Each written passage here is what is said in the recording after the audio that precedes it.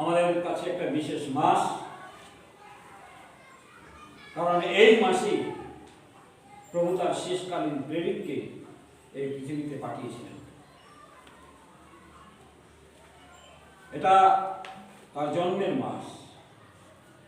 কাজেই আমরা এই মাসটা দাদুর যে তার শেষকালীন প্রেরিতের যে দায়িত্ব, তার জীবন, তার কার্য, এই সমস্ত বিষয় নিয়ে আমরা বিশেষভাবে আলোচনা করতে ইচ্ছুক। কারণ বাইবেল বলছে, আমরা যদি ইব্রিয় পুস্তক 13 অধ্যায় 7 পদ থেকে যদি পড়ি, সেখানে লেখা আছে, যাহারা তোমাদিগকে ঈশ্বরের বাক্য বলিয়া গিয়াছেন, তোমাদের সেই নেতাদিগকে স্মরণ করো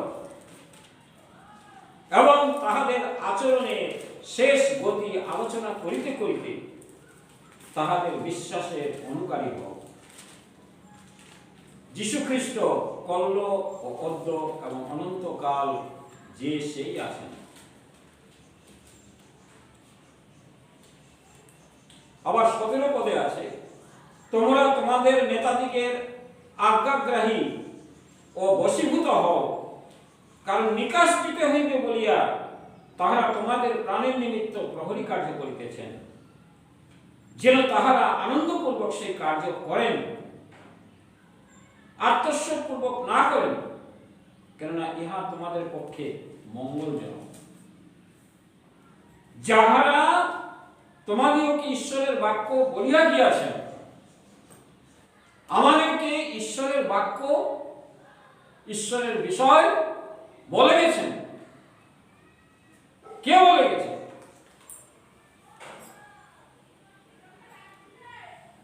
তোমরা হয়তো তখন ছিলে না, কিন্তু আমি ছিলাম। আমাকে বলে গেছে। ঈশ্বরের বাক্য আমরা পেয়েছি। যদি তিনি এই পৃথিবীতে না আসতেন, যদি ঈশ্বর তাকে পৃথিবীতে না পাঠাতেন, তাহলে আমরা তার আগমন সম্বন্ধে কিছুই বুঝতে পারতাম না, জানতে পারতাম না। তার প্রস্তুতিকরণ কি, তার আগমন কি, একতা কি, পবিত্রতা কি, পৃথকীকরণ কি। কিন্তু আজকে আমরা জানতে পেরেছি, তিনি যদি 1947 সন থেকে এই বিষয়গুলো আলাপ না করতেন, কোন মিশন, কোন মণ্ডলী তারা কোন সময় প্রভুর দ্বিতীয় আগমন সম্বন্ধে কোন প্রস্তুতিকরণ, কোন একতা, কোন পবিত্রতা, কোন পৃথকীকরণ সম্বন্ধে কখনো কোন প্রচার করে থাকি নাই। একমাত্র প্রভুর দাস, যাকে ঈশ্বর পাঠিয়েছেন এই পৃথিবীতে, তিনি এই কথা, এই বাক্য প্রস্তুতিকরণের, প্রভুর দ্বিতীয় আগমনের, খ্রিস্ট যিশুকে সকলে এক হও, কোনো দলাদলি থাকবে না, কোনো ডিনোমিনেশন থাকবে না, কোনো ভিন্নতা থাকবে না, সকলে যেন প্রভু যীশু খ্রিস্টতে এক হতে পারে, এইটাই তিনি শেষ পর্যন্ত তিনি এটাই প্রচার করে আসছেন। এটাই তার শিক্ষা। যোহান লিখিত সুসমাচারের 17 অধ্যায়ে প্রভু যীশু যে গেতসেমানি বাগানে তার মৃত্যুর পর্বে যে প্রার্থনা, হে পিতা, যেমন আমি তোমাদের, তখন ইহারাও যেন এক হয়, ইহারাও যেন এক হয়। আমি কেবল ইহাদের নিমিত্ত নয়, কিন্তু ইহাদের বাক্য শুনিয়া যাহারা তোমাকে বিশ্বাস করিবে, তাহারাও যেন এক হয়। এই প্রার্থনা যেটা প্রভু করে গেছেন, এই প্রার্থনাটা কে পূর্ণ করবে? কে পূর্ণ করবে এই প্রার্থনা? যিশুর অপূর্ণ কাজকে পূর্ণ করবে কে? এই যিশুর অপূর্ণ কাজকে, এই প্রার্থনা যেটা ভিন্নতা, যেটা দলভেদ, এইটা, এই কাজটাকে পূর্ণ করতে, খ্রিস্ট যিশুকে এক করতে প্রভু তাকে এই পৃথিবীতে পাঠিয়েছিলেন এবং ভার্চুয়াল মণ্ডলীকে প্রস্তুত করতে তিনি তাকে পাঠিয়েছিলেন। কাজেই যারা এই সম্বন্ধে বলে গিয়েছেন, ঈশ্বরের সেই ভক্ত, ঈশ্বরের সেই দাস,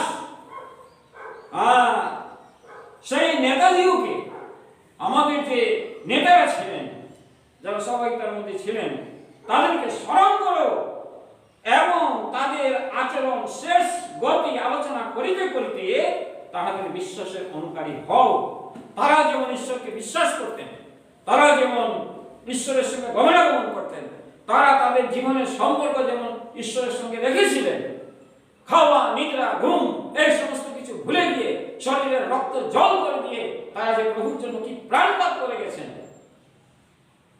তাদের যে বিশ্বাস দ্বিতীয় আগমনের প্রতি, তাদের যে করণীয় দ্বিতীয় আগমনের প্রতি, টাকা পয়সা এই সমস্ত কিছু চিন্তা না করে একেবারে শূন্য হাতে দাঁড়িয়ে প্রভুর জন্য যে কাজ তারা করে গেছেন, এই সমস্ত কিভাবে তারা করে গেছেন এইটা আলোচনা করতে করতে তোমরা তাদের বিশ্বাসের অনুগামী হও।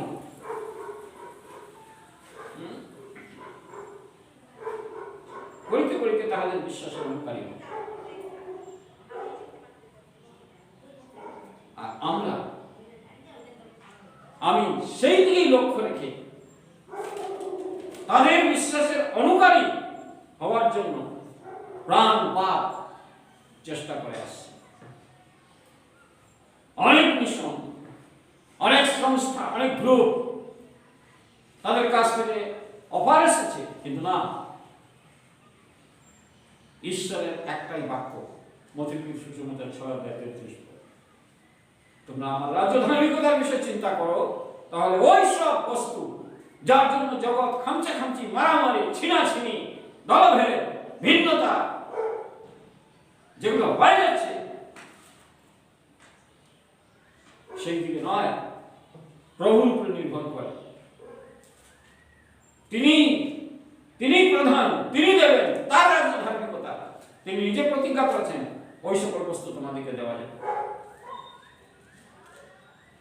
যাই হোক, এই জন্য আমরা প্রভুর দাসকে স্মরণ করি যে তিনি আমাদের জন্য কি করে গেছেন। মা, বাবা, ভাই, বোন, আত্মীয় স্বজন সমস্ত কিছুকে একেবারে ফেলে দিয়ে পিছনে একলা প্রভুর জন্য দাঁড়িয়েছে। একলা।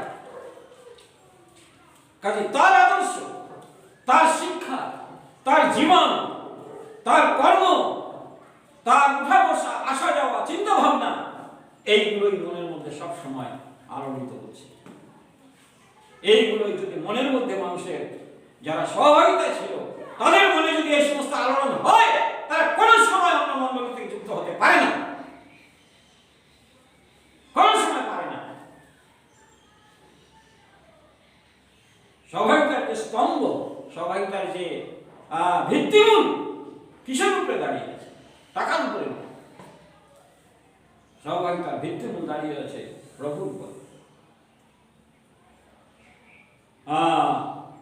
এই জন্য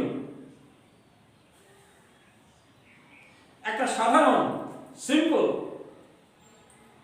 আমাদের অনেক নামি নামি বড় বড় কার্যকারীরা ছিলেন, হয়তো এখনো আছেন কিছু,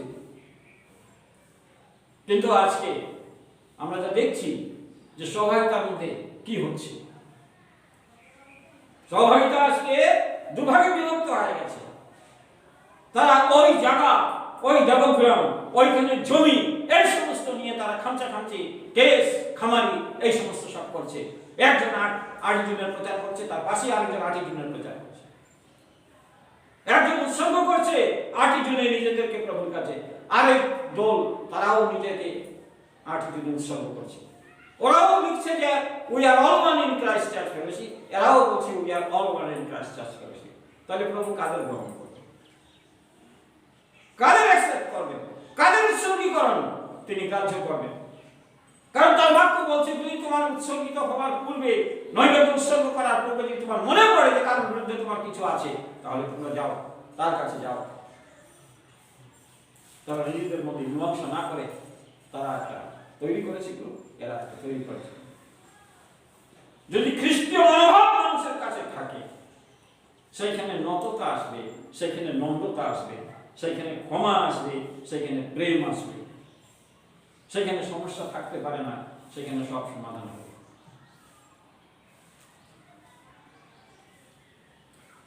যে খ্রিস্টান আজকে জগৎকে বিচার করবে, সেই খ্রিস্টান এখন জগতের কাছে বিচার চাচ্ছে, তারা কোর্টে যাচ্ছে বিচার করতে যাচ্ছে। তারা জগতের বিচার করবে।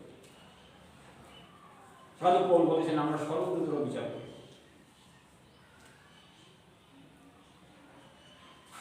কাজে আমি একটা সাধারণ ছোট্ট তুচ্ছনীয় কার্যকারী ছিলাম, কিন্তু আমার পরিচয় কি? আমি এটা শুনেছিলাম, আমি যখন দেবগ্রাম থেকে বেরিয়ে যাই তখন কেউ কেউ বলেছিল একটা ছোট্ট কার্যকারী বেরিয়ে গেছে, একটা ছোট্ট কার্যকারী।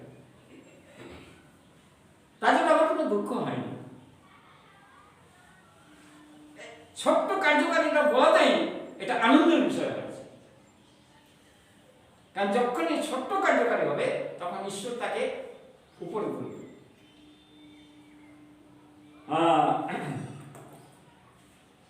আমরা দ্বিতীয় রাজাবলী 3 অধ্যায়, এত বড় একজন ভাওবাদী, এত পরাক্রমী ভাওবাদী, কিন্তু লোকে তার পরিচয় কি পরিচয় দেবে? দ্বিতীয় রাজাবলী 3 অধ্যায় 11 পদ।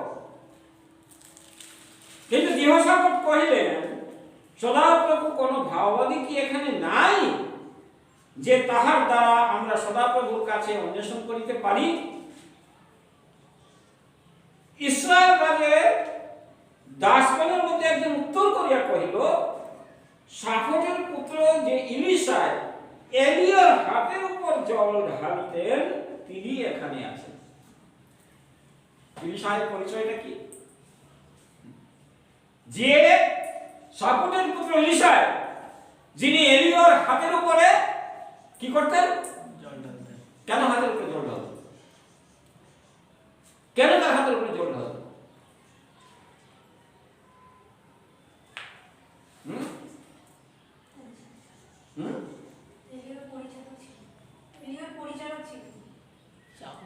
এলিয়র একজন কর্মচারী, যখন তিনি খাওয়া দাওয়া করে বাইরে যেতেন হাত ধোয়ার জন্য জল ঢালতেন, তার একজন পরিচয়।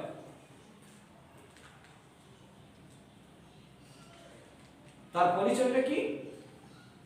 ইলিশায় এলিয়র একজন সেবক, একজন পরিচয়, কোনো ভাওবাদীটাও বলি না। আমরা অমুক কার্যকারী, আমরা তমুক কার্যকারী, আমরা একেবারে মূল কার্যকারী, আমরা হ্যান কার্যকারী, তেন কার্যকারী, কিন্তু ইলিশার পরিচয়টা কি? যে তার হাতের উপরে জল ঢালে। আর ঈশ্বর তাকেই মনোনীত করলেন,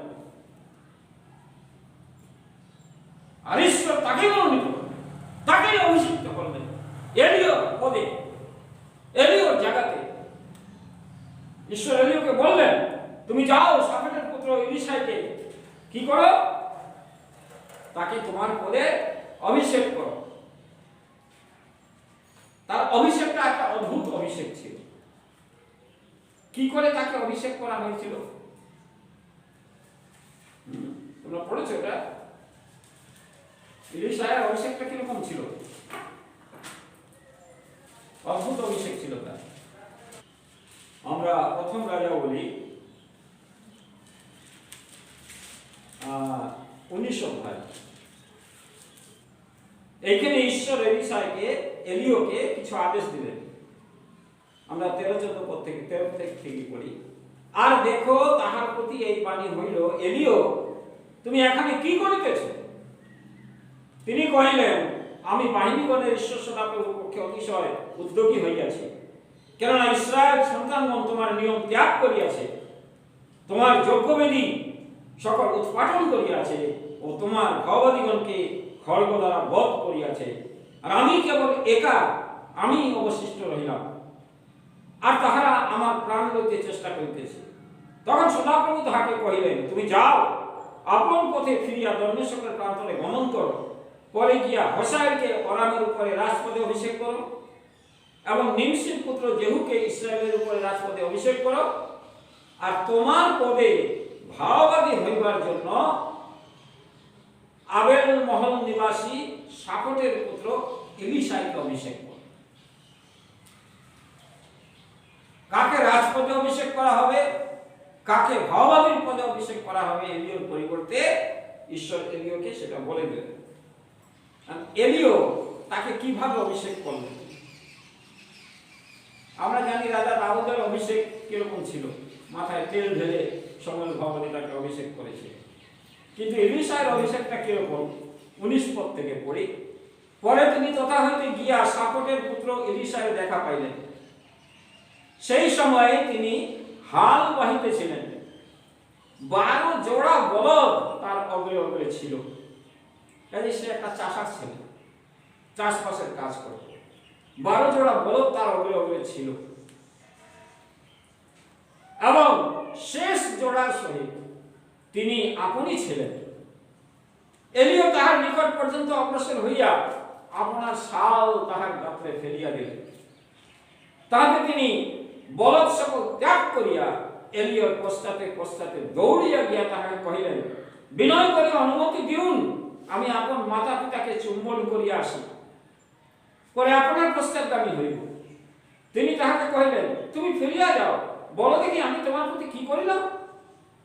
পরে তিনি তাহার পশ্চাৎ গমন হইতে ফিরিয়া গেলেন এবং সেই বলদ জোড়া লইয়া বলিদান করিলেন এবং তাহাদের জোয়ানি কাষ্টের দ্বারা তাহাদের মাংস পাক করিলেন।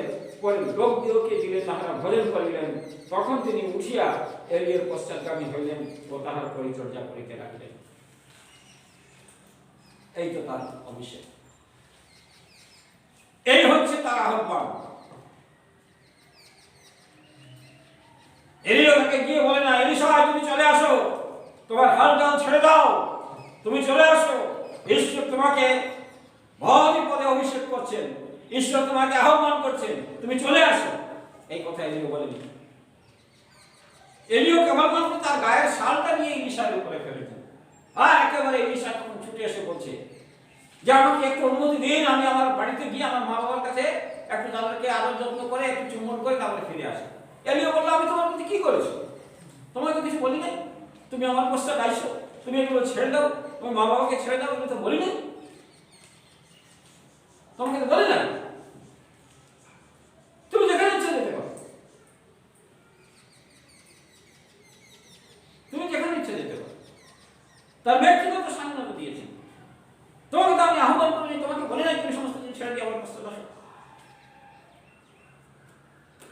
কিন্তু ঈশ্বরের লোকের স্পর্শ তাকে কি করবে বুঝতে পেরে গেল যে আমি যা করছি এটা ঈশ্বরের ইচ্ছা নয়,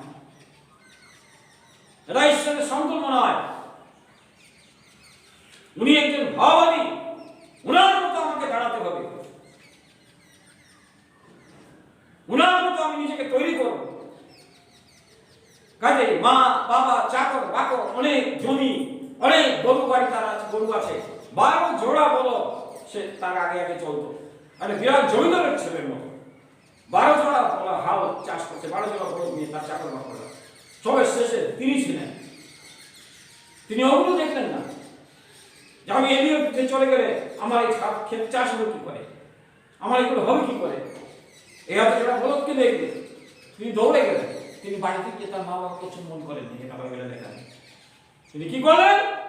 যে জোড়া বলদ দিয়ে তিনি হাল চাষ করতেন সেটাকে কাটলেন, কেটে মেরে তার মাংস রাঁধলেন। কি দিয়ে রাঁধলেন? যে জোয়ালের কাঠগুলো তার বলদগুলোর কাঁধে ছিল সেইগুলো চিড়ে সেইগুলো দিয়ে সেই মাংস ভাগ করে সবাইকে খাইয়ে দিয়ে একেবারে পিছু টান দিয়ে একেবারে সম্পূর্ণরূপে মুক্ত করে দিয়ে ঈশ্বরের জন্য বেরিয়ে আসে। যেন আর সেই হাল, ওই হালের কথা যেন আর চিন্তা না করে, ওই বলদের কথা যেন তার মনে আর চিন্তা না করে, কারণ ঈশ্বরের লোকের একটা স্পর্শ রয়েছে। হ্যাঁ, কি শক্তি! এই জন্য সেই 12 বছরের প্রজরগ্রস্ত রোগী সে বলছিল, আমি যদি একবার যিশুর কাপড়টাকে গিয়ে একবার ধরতে পারি তার চাদরটাকে, তাহলে আমি রোগ থেকে একেবারে মুক্ত হয়ে যাব। এই স্পর্শ তার জীবনকে একেবারে নতুন করে দেবে। এই স্পর্শ তার জীবনকে উলটপালট করে দেবে। এই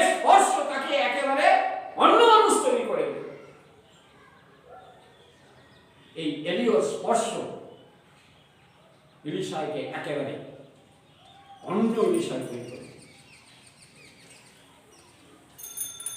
সেটা বলিনি যেমন আমি সব বিদায় করে চলে আসছি, এখন আমাকে অভিষেক করবেন না, সে এসে তার সেবা করতে,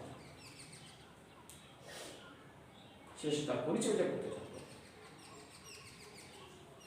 তার জীবনের পরিস্থিতি এমন হলো যে অন্যান্য তার যত শিষ্য ভাবাদী ছিল তাদের থেকে ইলিশার জীবনের চিন্তা ভাবনা, তার ওঠা বসা,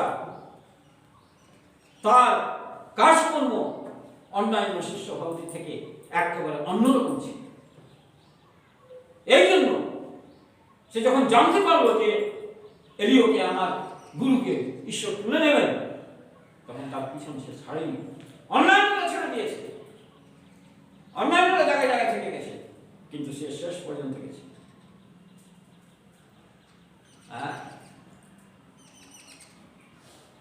এখন কিছু কিছু জিনিস আছে যেটা ঈশ্বর দেন মানুষ,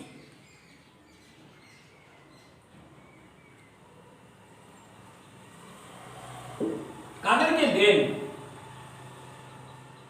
যাদেরকে তিনি সেইভাবে ব্যবহার করতে পারেন।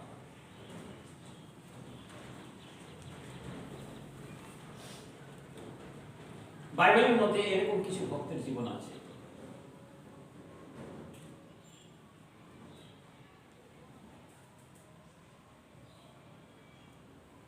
বাইবেলে কিছু ভক্তের জীবন আছে যাদেরকে ঈশ্বর কিছু দিয়েছিলেন, এইটা দিয়ে তুমি আমার কাজ পূর্ণ করবে।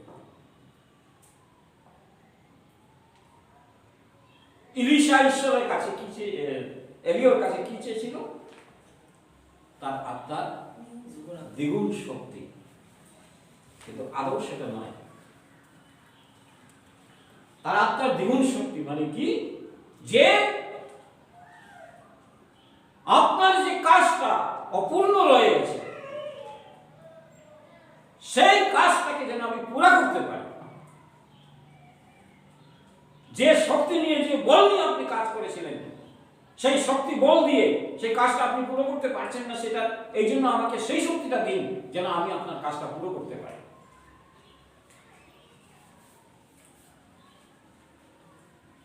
কারণ ওইটুকু ক্ষমতা দিয়ে এই কাজ পুরো করা যাবে না, কারণ ঈশ্বর রয়েছে, ঈশ্বরের সমস্ত ঈশ্বরের ভাবাদিকে কেটে ফেলছে, কাজেই একেবারে অগ্নিময় অবস্থা আমার কাজটা হবে, আমাকে সেইভাবে তৈরি হতে হবে।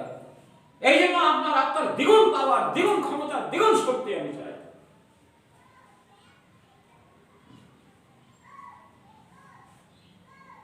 আর ঈশ্বর সেটা দিয়েছেন। কি দিয়েছিলেন ঈশ্বর তাকে? যে জিনিসটা তাকে দিয়েছিলেন ওটা কোথা থেকে এসেছিল? ঈশ্বর এলিশাকে যে শক্তিটা দিয়েছিলেন, যার হাতে জল ঢালবার পরিচালক ছিলেন, সেই পরিচালককে ঈশ্বর যে শক্তিটা দিয়েছিলেন, কি দিয়েছিলেন? সেই শক্তিটা কোথা থেকে দিয়েছিলেন? হ্যাঁ, কোথা থেকে দিয়েছিলেন? আরে উপর থেকে আসছে, উপর থেকে, জগৎ থেকে না। এলিও তো সেই অগ্নিরাতে যাওয়ার আগেই তাকে চাদরটা দিয়ে যেতে পারতেন। ওই চাদরটা তো সে হাল যখন চলছিল তখনই তো তার গায়ে ফেলে দিয়েছিলেন। কিন্তু যখন এলিও উপরে চলে গেলেন, এলিও অদৃশ্য হয়ে গেলেন, কিন্তু শালটা তার উপরে এসে পড়ল। এটা কোথা থেকে? উপর থেকে ঈশ্বর তাকে দিয়েছে, উপর থেকে। আরেকজন ভক্তকে ঈশ্বর একটা জিনিস দিয়েছিলেন, যেটা দিয়ে ঈশ্বরের কাজ অদ্ভুত ভাবে সে কাজ করেছিল। প্রকৃতিকে একেবারে তছনছ করে দিয়েছিল, প্রকৃতির সমস্ত কাজ উলট পালট করে দিয়েছিল।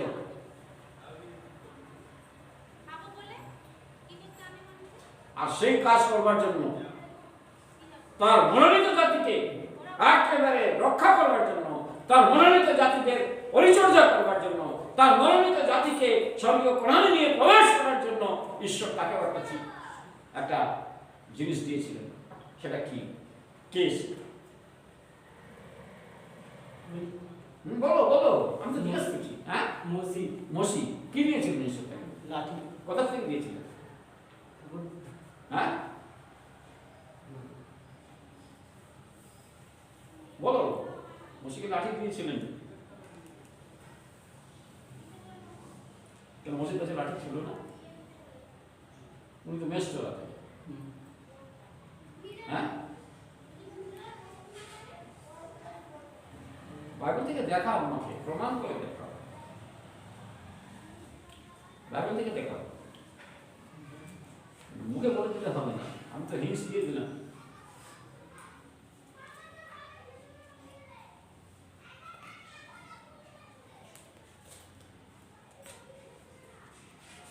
বাইবেলে আছে কি ওটা? আমি মুখে বলতে হয়ে যাবে না। আমি যখন লোকের কাছে বলবো তখন বলবেন যে সেটা বাইবেলে নাই, আপনি বাইবেল ছাড়া কথা বলছেন, তখন তুমি কি বলবে? তখন কি বলবে তুমি? বাইবেল থেকে তোমাকে প্রমাণ দিয়ে দেখাতে হবে বাইবেল কথা বলবে। আমরা যাত্রা পুস্তক বার করি 4 অধ্যায়।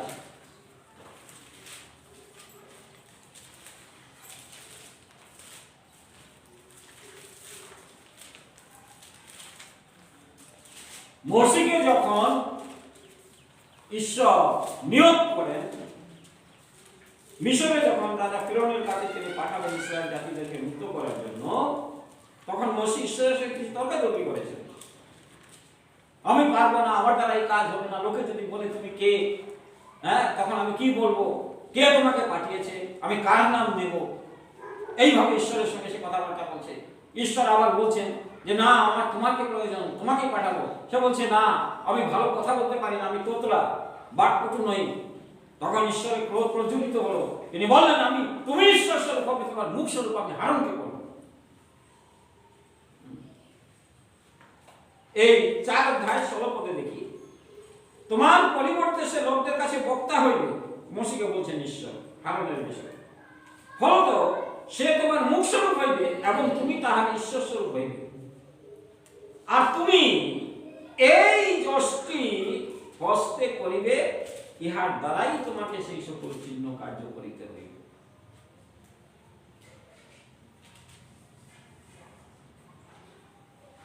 তাহলে এটা পড়লে কি বোঝা যায় যে এই যষ্টি হস্তে লইবে মানে মসির কাছে যে লাঠিটা ছিল, ঈশ্বর বলছিলেন যে এই লাঠিটা তুমি ফেলো, সে ফেললো, তার এটা কি হয়ে গেল? মসি তখন ভয়ে পালাচ্ছে, তখন ঈশ্বর বলছেন ভয় করো না, তুমি আমার এটাকে ধরো, যে লেজে ধরলো ওটা আবার লাঠি হয়ে গেল। তাহলে এটা কি ঈশ্বর দিয়েছিলেন তাকে নাকি? জানতো? হ্যাঁ ছিল, হ্যাঁ ছিল দাঁড়াতে, ছিল তো, ছিল তো। হ্যাঁ আচ্ছা, তাহলে আমরা আবার 20 পদে দেখি। তখন মসি আপন স্ত্রী ও পুত্রদিগকে গর্ধপে চড়াইয়া মিশর দেশে ফিরিয়া গেলেন এবং মসি আপন হস্তে ঈশ্বরের সেই যষ্টি হইল। কার যষ্টি নিল? হ্যাঁ, কার যষ্টি? তাহলে এটা মসির যষ্টি নয়, এটা মসির যষ্টি নয়, মসির লাঠি না। এটা কোন লাঠি? ঈশ্বরের লাঠি। মসির লাঠিটা ছিল পৃথিবীর লাঠি, যেটা দিয়ে সে তার মেষ চড়াতো। ওই লাঠিটা দিয়ে ঈশ্বর দেখালেন তাকে একটা চিহ্ন কার্য, কিন্তু যে লাঠি দিয়ে সে ঈশ্বরের পক্ষে দাঁড়াবে, যে লাঠি নিয়ে সে ঈশ্বরের কাজ করবে, সেই লাঠিটা হচ্ছে ঈশ্বরীয় লাঠি, ঈশ্বরের যষ্টি। তাহলে আমরা কি দেখছি? ঈশ্বর তার কাজ করবার জন্য তার ভক্তকে কিছু দেন। হ্যাঁ, কি দিলেন? এলিয়াকে চাদর দিলেন, এলিশাকে মোশেকে লাঠি দিলেন, তাই তো? আরো তিনি তার মনোজাতিদেরকে আরেকটা কিছু দিয়েছিলেন, আরেকটা জিনিস দিয়েছিলেন।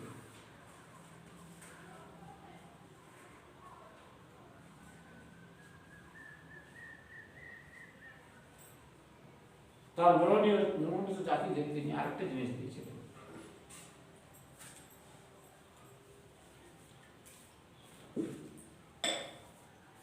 আর সেটা হচ্ছে মান্না, যেটা উপর থেকে আসছে, পৃথিবীর থেকে নয়। এটা কাদের জন্য? তার মনোনীতদের জন্য, তার মনোনীতদের জাতির জন্য। আর সেই মান্না কি আমরা জানি, সেটা প্রভু যিশুর নিদর্শন, স্বর্গীয় মান্না, স্বর্গীয় খাদ্য তারা পেয়েছিল। ঈশ্বর তার মনোনীতদেরকে পালন করবার জন্য লাঠি দিয়েছেন, চাদর দিয়েছেন, স্বর্গীয় মান্না দিয়েছেন।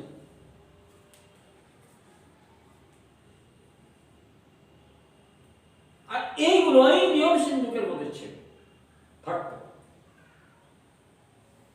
খালি বিষয় চালকটা বাকি। নিয়ম সিন্ধুকের মধ্যে হারানোর সেই যষ্টি, সেই লাঠি, মসজিদ, সেই লাঠি যেটা মুকুলিত হয়েছিল, স্বর্গীয় মান্না, এইগুলো, এবং 10 আকার প্রস্তর যেটা ঈশ্বর আবার মসজিদে দিয়েছিলেন সিনাই পর্বতে, প্রস্তর পর্বত, সেটা ছিল। এখন এই লাঠি নিয়ে জগৎ থেকে মানুষকে তার আগমনের জন্য, তার স্বর্গীয় প্রণালে দুগ্ধমধু প্রবাহী দেশে নিয়ে যাওয়ার জন্য এই লাঠি নিয়েই মসিহ অদ্ভুত অদ্ভুত কাজ জগতের মধ্যে করেছেন। এই লাঠি দিয়ে সমুদ্রের মধ্যে তিনি মারলেন, আর কি হলো? জল কি হলো? হ্যাঁ, তাড়াতাড়ি একটু জোরে বলো। দুভাগ হয়ে গেল। বাইবেলে লেখা আছে, বাম দিকে জল প্রাচীরের মতো দাঁড়িয়ে গেল, ডান দিকে জল প্রাচীরের মতো দাঁড়িয়ে গেল। কি হয়ে গেল? দুভাগ হয়ে গেল।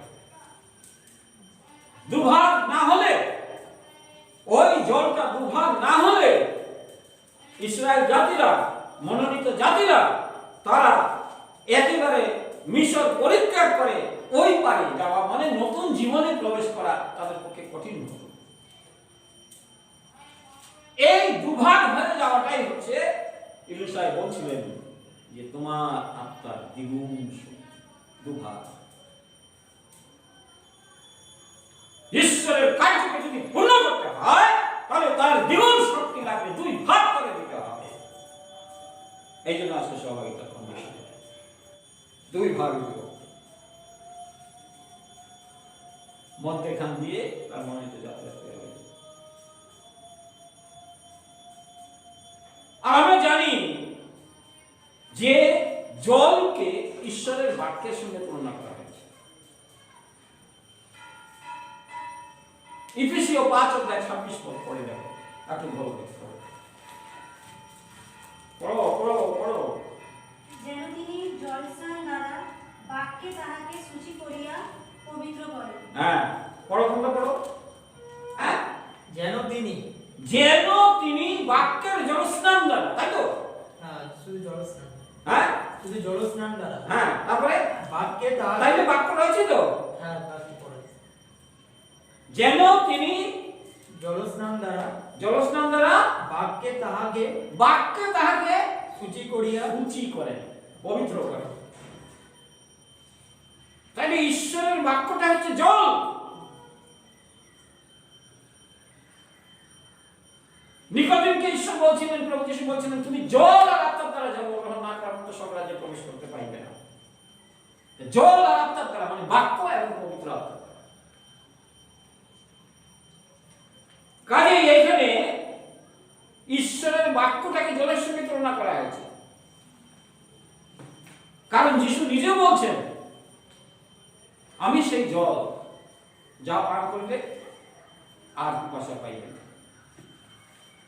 তিনি জীবনের জন্যই, যিশুকে বলা হচ্ছে জীবনের অনুই, তিনি জীবনের জল।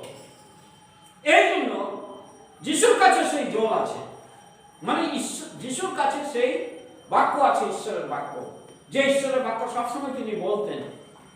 এই জন্য যিশুকে বলা হয়েছে যে আদিতে বাক্য ছিলেন, বাক্য ঈশ্বরের কাছে, বাক্য ঈশ্বর ছিলেন, তিনি তো সেই জল, তিনি সেই জীবন জল। জলের আরেক নাম জীবন, জীবন হচ্ছে যিশু।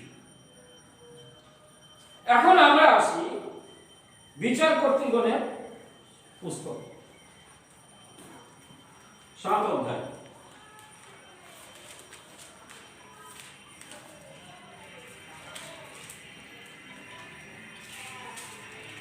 পুরোটা পড়বো না, এখানে সংক্ষেপে বলি, 4 পদ থেকে পড়ি। পরে সদাপ্রভু গিদিয়নকে কহিলেন, লোক এখনো অধিক আছে, তুমি তাহাদিগকে লইয়া ওই জলের কাছে নামিয়া যাও, সেখানে আমি তোমার জন্য তাহাদের পরীক্ষা লইব, তাহাতে যাহার বিষয় তোমাকে বলি, এ তোমার সহিত যাইবে, সেই তোমার সহিত যাইবে, এবং যাহার বিষয় তোমাকে বলি, এ তোমার সহিত যাইবে না, সে যাইবে না। পরে তিনি লোকদিগকে জলের নিকটে লইয়া গেলেন। সদাপ্রভু গিদিয়নকে কহিলেন, যে কেহ কুকুরের ন্যায় জিহ্বা দ্বারা জল চাটিয়া খায় তাহাকে, ও যে কেহ জল পান করিবার জন্য হাঁটুর উপরে উবুড় হয় তাহাকে পৃথক করিয়া রাখে। তাহাতে সংখ্যায় 300 লোক মুখে অঞ্জলি তুলিয়া জল চাটিয়া খাইল, কিন্তু অন্য সমস্ত লোক পান করিবার জন্য হাঁটুর উপরে উবুড় হইল। তখন সদাপ্রভু গিদিয়নকে কহিলেন, এই যে 300 লোক জল চাটিয়া খাইল, ইহাদের দ্বারা আমি তোমাকে নিস্তার করিব।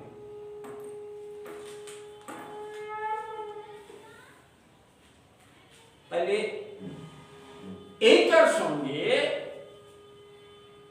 সমুদ্রের 2 ভাগে আর ইলিশার দ্বিগুণ শক্তির কি সম্পর্ক রয়েছে? কি সম্পর্ক আছে দেখি, তোমাদের কতটুকু তাত্ত্বিক ধারণা আছে একটু আমাকে যদি পারা বলতে, একটু সামান্য সংক্ষেপে বলো, তারপরে আমি বলছি। আছে কি কিছু? এখানে মানে দু ধরনের মানুষকে দেখানো হয়েছে, যে একজন জল ছেটে খেয়েছে, একজন দুটো ভাবে মানুষকে দেখানো হয়েছে। জল তো ঠিক বলছে তো?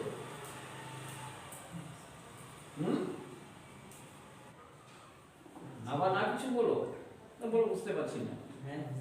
হ্যাঁ বুঝতে পারছো? কি কি কি বুঝতে পারছি না? বুঝতে পারছি না। রাহুল বুঝতে পারছে? কি? যখন গিদিয়নকে ঈশ্বরের আদেশ করেছিলেন যে 2 কোয়ালিটির লোককে নিয়ে আসা, মানে লোকরা যারা ছিল তাদের মধ্যে থেকে দুজনকে দু দিক থেকে ভাগ করে নিতে, যারা ঈশ্বরের পক্ষে থাকবে আর যারা সংসারে ফিরে। তাহলে বনিতা যেটা বলছে সেটাই, হ্যাঁ সেটা ও তো সেটাই বলছে যে 2 ধরনের লোক, কোয়ালিটি দেখে। এখানে জলকে ঈশ্বরের বাক্যের সঙ্গে তুলনা করা হয়েছে। আমি আগে বলেছি, জলকে ঈশ্বরের বাক্যের সঙ্গে তুলনা করা হয়েছে। এখন এইখানে জলটা 2 ভাবে খাওয়া হয়েছে। জলটা খাচ্ছে তারা 2 ভাবে। একদল হচ্ছে হাঁটুর উপরে উবুড় হয়ে জল খাচ্ছে, আরেকদল কি করে জল খাচ্ছে? পরিষ্কার করে অঞ্জলি তুলে 2 হাত দিয়ে জলটাকে পরিষ্কার করে 2 হাত দিয়ে তুলে, বাইবেলে লেখা আছে অঞ্জলি। দেখো দেখো একটু দেখো, এই তো হ্যাঁ কি বলছে? তারা সংখ্যায় 300 লোক মুখে অঞ্জলি তুলিয়া জল চাটিয়া খায়। তারা সংখ্যায় 300 লোক মুখে অঞ্জলি তুলি। অঞ্জলি মানে কি? দুটো হাত। তাহলে জলটা হচ্ছে ঈশ্বরের বাক্য। মানুষ ঈশ্বরের বাক্য পেয়েছে, মানে বাইবেল পেয়েছে, একেবারে সমস্ত বাক্যগুলোকে নিয়ে একেবারে কম্পন করে একেবারে খাচ্ছে। হ্যাঁ, এটাও হয়, এও হয়, সেও হয়, এও হয়, সেও হয়। কেউ হোয়াইটস্টোন হয়, কেউ ডগলাস হয়, কেউ ব্যাপটিস্ট হয়, কেউ সেনাই হয়, কেউ যিশুরন হয়। হয়, আরে সব বাইরের দিকেই তো বের হয়েছে, সব খাওয়া থেকে একেবারে উপর হয়ে না। ওই রকম জল খেলে ঈশ্বরের বাক্য খাওয়ার জন্য আজকে এত ডিনোমিনেশন, এত মণ্ডলী, এত চার্চ। এটার মানে হচ্ছে এও হয় সেও হয়, এটাও ঠিক ওরাও ঠিক, সবই তো এক। আর একজন কি করছে, জলটাকে ওখানে ঈশ্বরের বাক্য থেকে যেটা আসল জিনিসটা বেছে, যেটা অরিজিনাল, যেটাকে বলা হচ্ছে ঈশ্বরের ইচ্ছা, হ্যাঁ, ঈশ্বরের সঙ্গমুখী, ওইখানে দেখছি ঈশ্বরের বাক্য আছে, তোমরা প্রচার করো, তোমরা রোগী সুস্থ করো, তোমরা অমুক করো, তাহলে প্রভু যে পুনরুত্থিত হয়েছে তার প্রমাণ হবে। আর একেবারে ঈশ্বর রোগী সুস্থ করছেন, একেবারে ইয়ে করছেন, এ ভগবানী বলছে, এ ওইদিকে স্বর্গীয় ভাষা বলছে, হামা হামা করে একেবারে ইয়ে করছে। আর তারা কি বলছে, যে ঈশ্বরের কাজ করছে তারা। কিন্তু মথি 7 অধ্যায় কি বলছে, যে তখন অনেকেই আসবে বলবে, আমি তো তোমার নামে ভগবানী বলেছি, তোমার নামে অলৌকিক কাজ করেছি, তোমার নামে ভূত প্রস্তুত ছাড়িয়েছি। তখন তিনি বলবেন যে আমি তোমাদেরকে চিনি না। কেন? যে তোমরা মুখ দিয়ে ওই চেটে হাতে জল তুলে খাওনি, তোমরা হাতে জল তুলে খাওনি, তোমাদের দ্বারা আমি তাদের নিস্তার করতে পারবো না। এই জন্য এদেরকে পৃথক রাখো।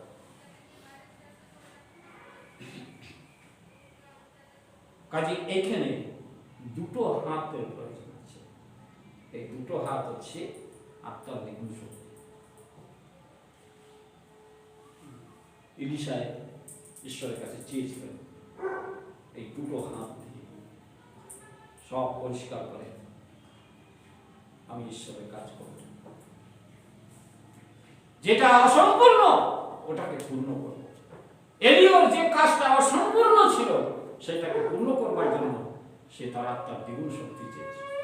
এই জন্য ঈশ্বর তাকে কি করেছে, উপর থেকে দিয়েছে, মসজিদকে লাঠি দিয়েছে, ইলিশাকে কি দিয়েছেন, চাদর দিয়েছেন, আমাকে দিয়েছেন চেয়ার। কোথা থেকে দিয়েছেন? আমি চাই না, উপর থেকে। কারণ এটাই আমার প্রার্থনা, যেটা সহভাগিতার অসম্পূর্ণ কাজ ওটাকে পূর্ণ করার জন্য। কাজে উপর থেকে আমার সাথে হবে না, আমি চেষ্টা করে পারব না। উপর থেকে যদি কিছু না হয়, উপর থেকে যদি ঈশ্বর এটা অনুমোদন না করে, কারণ জগতে হয়তো আমাকে অতটা দাদু ভাই, দিদি ভাই বা যারা প্রভুর কাছে গেছেন তারা হয়তো ততটা বুঝতে পারেনি বা চিনতে পারেনি, এটা তাদের দোষ নয়। কারণ যখন দাউদের 7 পুত্র ছিল, তাকে যখন অভিষেক করতে যায়, সময়ের প্রত্যেকজনকে অভিষেক করবার জন্য কাছে যাচ্ছে, প্রত্যেকজনকে, এ দেখতে সুন্দর, এ মোটা সোটা, এ তারা, এই রাজপদে হবে। ঈশ্বর কিন্তু এলাও করছেন না। আর একটা ছোট ছেলে যে মেষ চড়াচ্ছে, রাখাল ছেলে, ঈশ্বর বলছেন একই,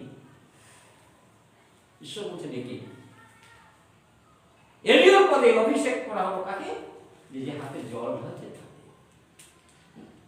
সহযোগিতার কাজের দায়িত্বভার দেওয়া হলো কাকে, এই যে একটা ছোট্ট কার্যকারীতে সবাই করতে গিয়ে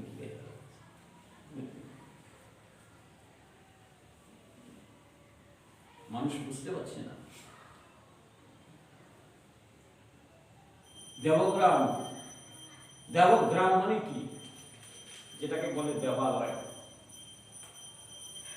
দেবালয় মানে কাকে, দেবালয়ের মানেটা কি, অর্থটা কি?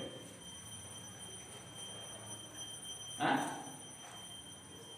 এখানে পড়াশোনা হয়, এখানে পড়াশোনা হয়, স্কুল। তোমরা কি লেখাপড়া করেছো কি জানি? আলয় হচ্ছে ঘরকে বলে, আলয়। আলয় তো দেবালয় মানে হচ্ছে দেব ঘর, দেবতাদের ঘর, তাকে বলে দেবালয়, ঠিক তো?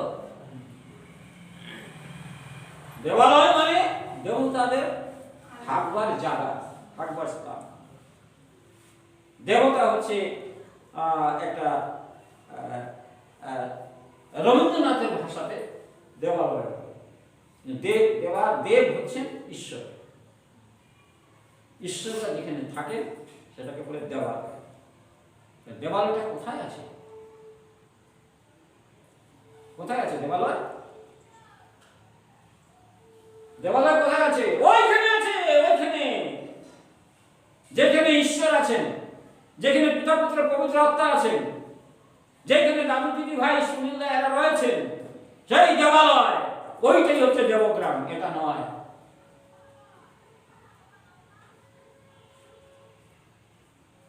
এটা নয়, ওটা দেবগ্রাম, ওটা দেবালয়।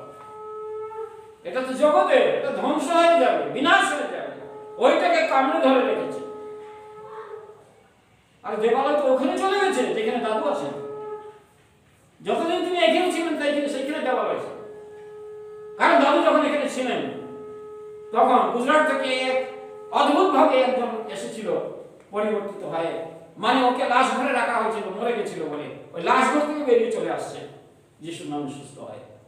সেখানে যিশুর হাতে এরকম একটা ঝোলানো ইয়ে দেখেছিল, সেটার মধ্যে 7টা তারা দেখেছিল। তান্ত্রিক ছিলেন উনি, বেরিয়ে আসছে। তখন একদিন রাত্রে যিশু দর্শন ওকে দেখিয়েছিলেন যে দেখো আমি তোমাকে কোথায় নিয়ে আসছি। সে কি দেখছে তার দর্শনে? দাদু মাঠের মধ্যেখানে চেয়ারে বসে আছেন আর সমস্ত স্বর্গদূতরা দাদুর চারিদিকে ঘিরে দাঁড়িয়ে আছে। ঈশ্বর বলছেন দেখো আমি তোমাকে কোথায় নিয়ে আসছি। অনেক সময় লোকে দেখেছে দেবগ্রামে রাত্রেবেলা একেবারে সাদা ঘোড়া করে স্বর্গদূত ঘুরে বেড়াচ্ছে, বাইরের লোকরা দেখেছে। দাদু গেছিলেন একবার ঘাটশিলাতে, ওইখানে কার্যকারীদের থাকার জন্য একটা ঘর ছিল। যখন ওই ঘরে দাদু ছিলেন আর কার্যকারীরা ছিলেন, তখন ওই সন্তানী মহিলারা রাত্রেবেলা কাজ থেকে এসে 6টা-7টা বেজে যায়, কুয়োতে জল নিতে যায়। ও কুয়ো থেকে জল নিয়ে ওরা বাড়ি ফিরছে, দেখছে ওই দাদু যে ঘরে আছেন ওই ঘরের উপরে স্বর্গদূত বসে আছে। কেন? ঈশ্বর, ঈশ্বর পাঠিয়েছে। যেখানে তিনি থাকবেন সেখানে ঈশ্বরের উপস্থিতি থাকবে, সেখানে স্বর্গদূতরা থাকবে, সেটা হবে দেবালয়। এখন দাদু দেবগ্রামে নাই, ওখানে নাই কেউ, ওইখানে দেবালয় না, ওইটা দেবগ্রাম না। এখন দেবগ্রাম বলে ওই দেবালয়, ওইখানে দেবালয়। এখন আমি বিশ্বাস করি যেখানে আমি যাব সেখানে দাদু ভাই থাকবে, দিদি ভাই থাকবে, স্বর্গদূত থাকবে। এই আমার চারপাশেই আছে, তোমরা ভালো করে দেখতে পারো। কারণ ওই দেবালয় থেকে আমার জন্য ওটা পাঠিয়ে দেওয়া হয়েছে, ইলিশার জন্য চাদর পাঠিয়ে দেওয়া হয়েছে, মসির জন্য লাঠি ঈশ্বর দিয়েছেন। তাহলে আমি তখন যে কাজটা করবো, আমার জন্য একটা কিছু দেওয়ার দরকার, বাইবেল বলছে, এইটা বাইবেল আছে। এই জন্য আমার চ্যালেঞ্জ, আমার কাজ, আমার সব কিছু এইভাবে। এই জন্য বললাম এটা দাদু জন্মের মাস, কাজে দাদুর যে কন্ডিশন, দাদুর যে পজিশন, দাদুর যে উঠা বসা, দাদুর যে আচরণ, দাদুর যে কাজকর্ম, দাদুর যে চিন্তাধারা, তার যে বিশ্বাস, ঠিক আমার মধ্যে সেই জিনিসটাই ঈশ্বর এই চেয়ারের মাধ্যমে আমাকে দিয়েছে। এমনি এমনি না।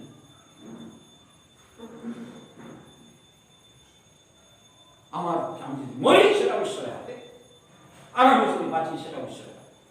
কারণ তিনি রেখেছেন, তিনি কাজ করাচ্ছেন, আমি কিছু। এইটাই সমস্ত খ্রিস্টান মিশন মন্ডলীর মধ্যে আমার ছেলে ঘুমিয়ে আছে, সব ঘুমিয়ে আছে, আরো টুকরো টুকরো হচ্ছে।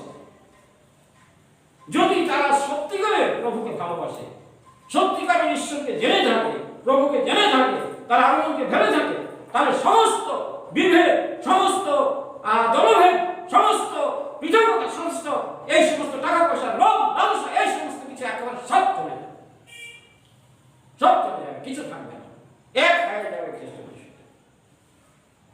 বাইবেলের নিগুড় তত্ত্বগুলো দেখতে পাবে, বুঝতে পারবে, জানতে পারবে যে ঈশ্বর কি চান, ঈশ্বরের সম্পর্ক কি, ঈশ্বরের কাজ কি, কাকে বলে ঈশ্বরের কাজ, কাকে বলে ঈশ্বরের কাজ। একজন এটা নিয়ে চলছে, একজন ওটা নিয়ে চলছে, একজন এই নাম দিচ্ছে, একজন ওই নাম দিচ্ছে, এইখানে একটা গ্রুপ, ওইখানে একটা গ্রুপ। আজকে খ্রিস্টানরাই প্রচার করছে, খ্রিস্টানরাই বলছে যে খ্রিস্টানিটি একটা ব্যবসা হয়েছে, ব্যবসা হয়েছে। জমি নিয়ে কামড়াকামড়ি, চার্চ নিয়ে কামড়াকামড়ি, পজিশন নিয়ে কামড়াকামড়ি, চেয়ার নিয়ে কামড়াকামড়ি। একটা পাস্টারের চেয়ার রয়েছে, ওই চেয়ার নিয়ে আমার জন্য না যায়, ওই চেয়ারটা যেন আমার থাকে, ওইটা নিয়ে ধরে বসে আছে। ওই চেয়ারটা ধরুন না, ঈশ্বর কি দিয়েছেন? ঈশ্বর কি দিয়েছেন? মানুষ ঈশ্বরের কাছ থেকে সেই শক্তি না পেলে, ঈশ্বরের কাছ থেকে সেই অনুমোদন না পেলে, ঈশ্বরের কাছ থেকে সেই সাহায্য না পেলে, ঈশ্বরের কাজ মানুষ স্বেচ্ছায় কখনো করতে পারে না, সেটা ধ্বংস হয়ে যায়, নষ্ট হয়ে যায়। লাফালাফি করবে কিছুদিনের জন্য, সংখ্যা বাড়াবে, ফটো তুলবে, বাইরে পাঠাবে, পয়সা নিয়ে আসবে, গরিব দুঃখী সেবা করবে, ঈশ্বর না। বাইবেল বলছে যে পালকরা তারা অন্যদের নয়, নিজেদের পালন করছে। কাজী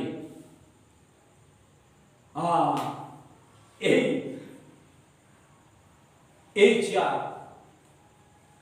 চেয়ারের গর্ব করছি না, কিন্তু চেয়ারটার যে কদর্য, চেয়ারটার যে অথরিটি, চেয়ারটার যে অধিকার, সেইটা, সেই মান সম্মানটা, সেই কাজটা দাদু ভাইকে যে চেয়ার প্রভু দিয়েছিলেন, যে চেয়ারে বসে তিনি সারা পৃথিবীকে তিনি চ্যালেঞ্জ দিয়েছিলেন, যেই চেয়ারে বসে তিনি একেবারে সমস্ত পৃথিবীতে প্রভুর আগমনের বার্তা শুনিয়েছিলেন, সেই চেয়ারের যে মূল্য, সেই চেয়ারের যে মান সম্মান, সেইটা রক্ষা করাই হচ্ছে কর্তব্য।